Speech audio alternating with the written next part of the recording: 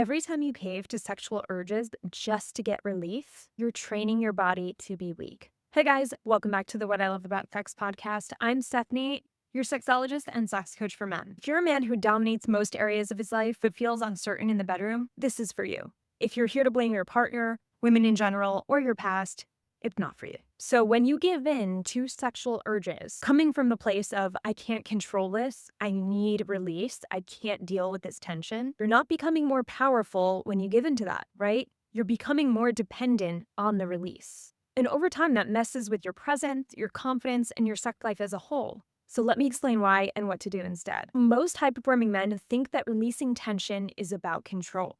You feel the pressure, watch porn, reach a climax, you feel relief. Here's the truth. You didn't actually handle it. You escaped it.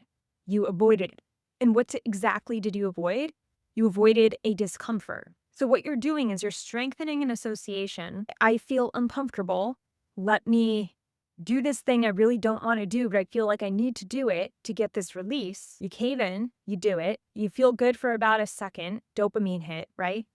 And then you don't feel so good about it. This is like skipping the gym when the workout starts getting hard. You find a comfort level with avoidance, and then you never get stronger in that area. So your body never adapts. You stay weak, physically and mentally, right? Over time, even the idea of strain, it feels unbearable. Sexual energy is a neutral power. If you can't hold it, it controls you. And when it controls you, you know that you're turning to things like porn and masturbation for a release, not for pleasure. You're pressuring your partner to have sex, not for connection, but for your own regulation, physically or emotionally. Probably both. You're not talking about sex with your partner to actually build trust. You're talking about it to release tension. You're training your nervous system over and over and over to need release in order to feel okay. And once again, that's not power, that's dependence. And this is not to say that masturbation is not good. When you use it intentionally and mindfully and you're in control over it and it's for the means of pleasure and self-exploration and taking a moment to feel good and be in your body, then that's fine. You are in control. But when you feel this, oh my God, and that's when you feel pressure build up and you feel the need to do it, like an absolute need, that shows you're out of control.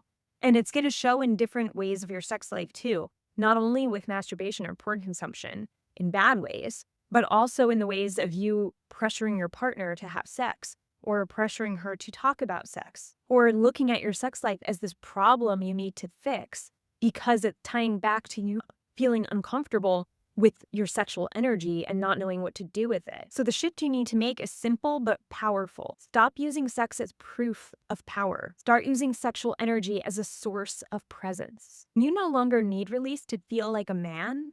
That's when you become one. Breathe through the urge. Move your body, journal, contain it, channel it into leadership, into decisions, into problem solving. That's how you go from sexually reactive to sexually powerful. Here's your challenge. Next time you feel that charge and that sexual energy rise, and you feel that absolute need to release it through masturbation or porn, hold it, breathe, harness it, use it for something more productive. Watch how powerful you actually are.